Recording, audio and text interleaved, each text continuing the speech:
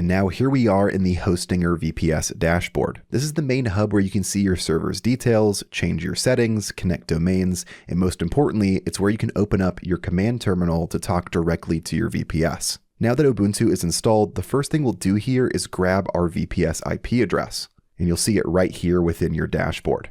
I'm going to copy this and keep it somewhere safe because we'll use it later when connecting from our own computer. Now the next thing we'll do is open the built-in browser terminal. So go to the top right here and click on Terminal. Now after clicking on Browser Terminal, this will open up a blank command window. If this looks a little intimidating, don't worry, just follow along and type the commands exactly as you see them. And if you want to, you can check the video description and you'll find a document that has every single command from this video in order, so you can just copy and paste the commands in and not even have to worry about typing them out. Now, before we do anything else, we'll start by making sure our server is fully up to date. I'm going to go down here and click in right here, and I'll type this command and press enter or return on the keyboard. I'll type apt update, type 2 and signs, then apt upgrade -y, then press enter. And this checks for the latest security patches and software updates and installs them automatically. So we're starting from a clean and up-to-date system. You'll see the progress at the bottom, and I'll wait for this to get to 100%. Perfect, now the updates are done. The next thing we want to take care of is how we're actually logging into our VPS. Right now we're using the root account, which has full unrestricted control over everything on the system. This is powerful, but it's also risky. Even small mistakes can cause problems when you're logged in as root. So to keep things safer and follow best practices, we're going to create a separate user account and use that instead. This will give us a normal day-to-day account while still letting us run admin commands when we need them. So let's go ahead and get that set up now. I'll start by creating a new user. I'm going to call mine username for this tutorial, but you can replace that name with whatever name that you want. So I'll go down here and I'll type in add user, username, and press enter on the keyboard. And now it's going to prompt me to type in a password. Just keep in mind that whenever you type in this password, nothing is going to appear on screen. This is normal, just type it in carefully and press enter and then retype it in whenever it asks. So I'll type in my password here and press enter. Then I'll retype it in again and enter again. After that, you're going to see a few optional fields like entering in your full name. We don't need any of this for our VPS, so I'm just going to press enter throughout all of these to leave them blank. So I'll press enter and enter for the rest of the values here. Here we'll type in Y to confirm that all the information is correct, then enter again. Now we're going to give this user admin privileges by adding them into the sudo group.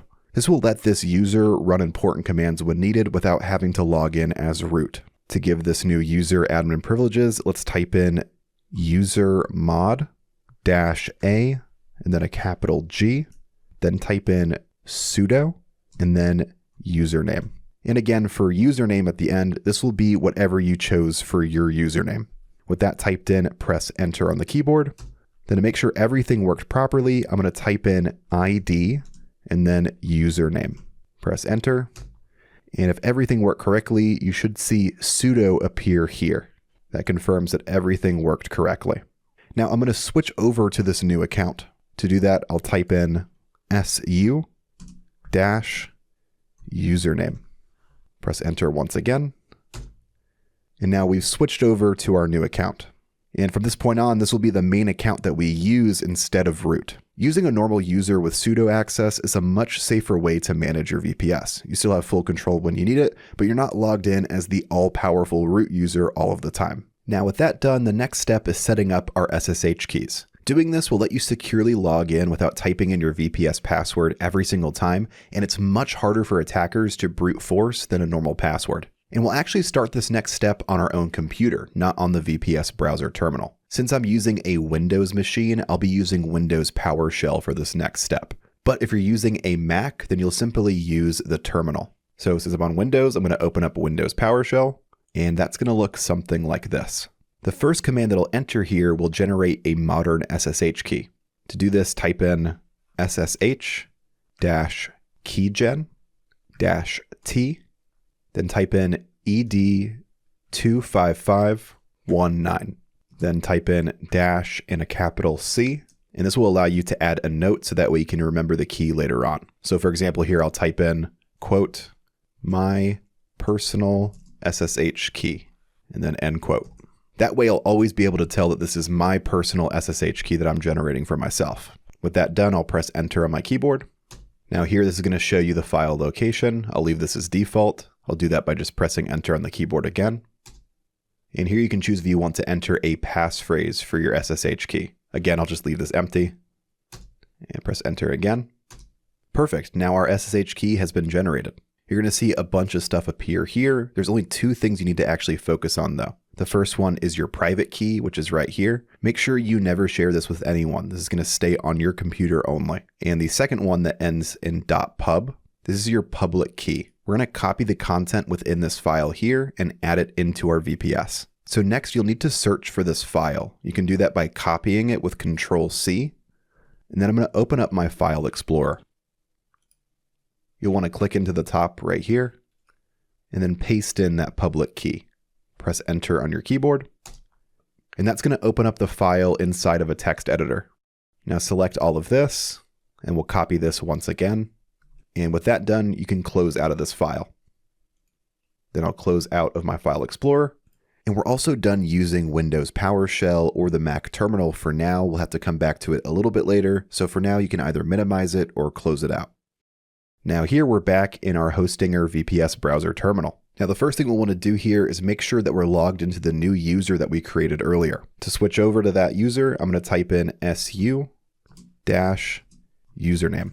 And you'll put whatever username you chose earlier here. Press enter, then enter your password. And now we're logged into our user account instead of having root access. We're doing this because we want to make sure that we use our user account for SSH logins. So that way everything stays nice and secure. Next, we'll need to create a place on the server to store our public key. To do this, I'll type in mkdir-p. You'll then type a tilde and a /, SSH. Press enter.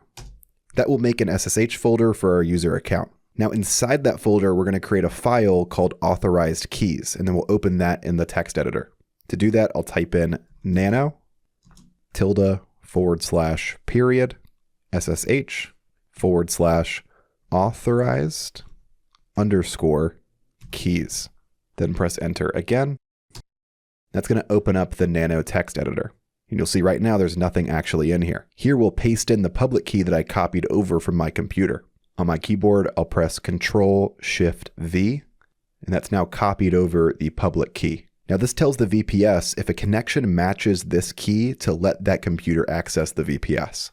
With the key pasted in, I'm going to save the file by pressing Control and O on my keyboard, pressing enter, then pressing Control and X to close nano. Now we'll just need to set the correct permissions so the server knows that these files are secure. So now I'm going to go to the bottom here and type in chmod 700 tilde / SSH. Press enter. Then type in chmod 600 tilde /